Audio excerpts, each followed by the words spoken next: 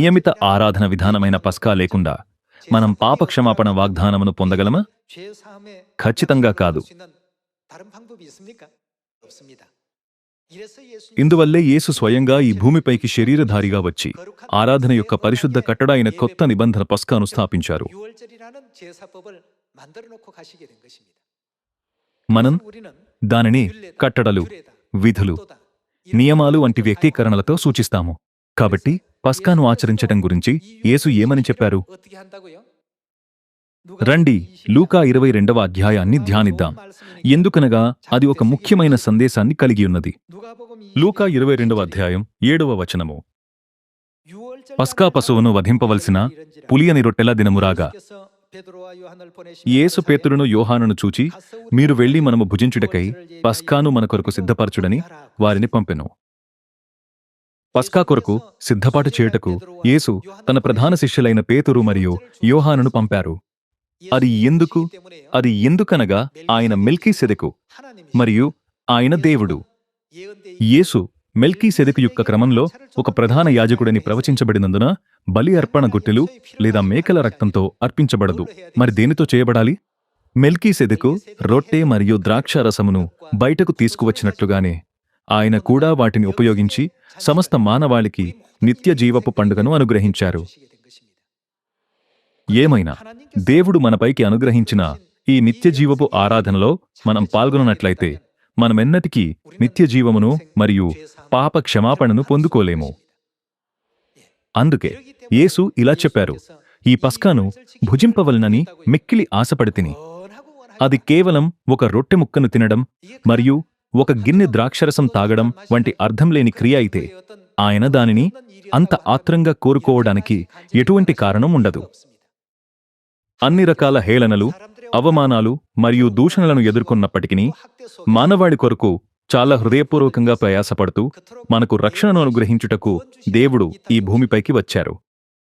ఇది మన రక్షణకు సంబంధం లేనిది అయినట్లయితే ఆయనెందుకు అలా చేసి ఉండేవారు? అది నిజం కాదా? పస్కా ఖచ్చితంగా ఒక నియమిత సమయాన్ని కలిగియున్నది. లేవియ కాండము 23వ అధ్యాయము 4వ వచనములో తేదీ స్పష్టంగా పేర్కొనబడింది. మొదటి నెల 14వ దినమున సాయంకాలమందు యెహోవా పస్కా పండుగ జరుగును. రండి, 14వ వచనంలో కొనసాగిద్దాం. ఆ గడియ వచ్చినప్పుడు ఆయనయు ఆయనతో కూడా అపోస్తలులను పంక్తిని కూర్చుండిరి. అప్పుడాయన, నేను శ్రమపడకమునుపు మీతో కూడా ఈ పస్కాను భుజింపవలెనని మిక్కిలి ఆశపడితిని. ఆయన పస్కాను భుజించుటకు ఎందుకు మిక్కిలి ఆశపడ్డారు? ఎందుకనగా యేసు మెల్కీసెదెకు అయినందున ఆయన మానవాళికి బోధించవలసి ఉండెను మరియు రొట్టె మరియు ద్రాక్షారసముతో ఆరాధనను ఎలా నిర్వహించవలెనో మాదిరి చూపించవలసి ఉండెను. దేవుడు బాప్తిస్మము పొందవలసిన అవసరం లేకుండెను. ఇది నిజం కాదా?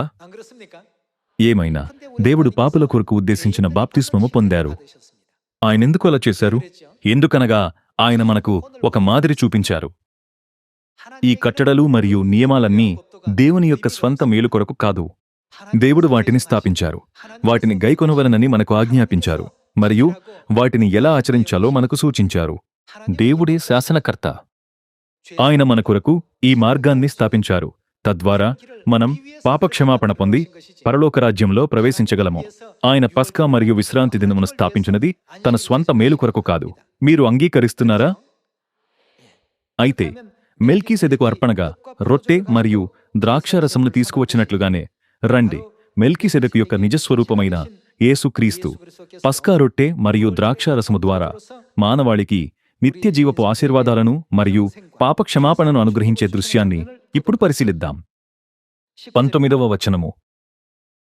పిమ్మట ఆయన యొక్క రొట్టె పట్టుకుని కృతజ్ఞతాస్తుతులు చెల్లించి దాని విరిచి వారికిచ్చి, ఇది మీ కొరకు ఇయ్యబడుచున్న నా శరీరము, అది కేవలం ఒక రొట్టె ముక్క కాదు. ఆయన నా శరీరము అంటూ ఈ రొట్టె యొక్క అర్థాన్ని ధృవీకరించారు. నన్ను జ్ఞాపకము చేసుకొనుటకు దీనిని చేయుడని చెప్పెను.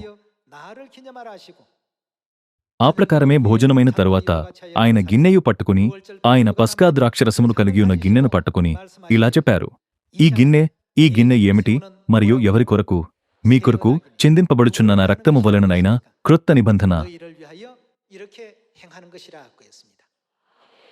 ఆయన ఈ భూమిపైకి మెల్కీసెదెకుగా వచ్చి రొట్టె మరియు ద్రాక్షారసం ద్వారా పాపక్షమాపణను మరియు నిత్య జీవమును అనుగ్రహించే దేవుని కట్టడలు మరియు నియమాలు అనబడే సత్యపు వ్యవస్థను మనకు తెలియజేశారు. అయితే మనం ఈ నియమాలు మరియు కట్టడల ప్రకారం జీవించే దేవుని ప్రజలుగా మారవలను కదా?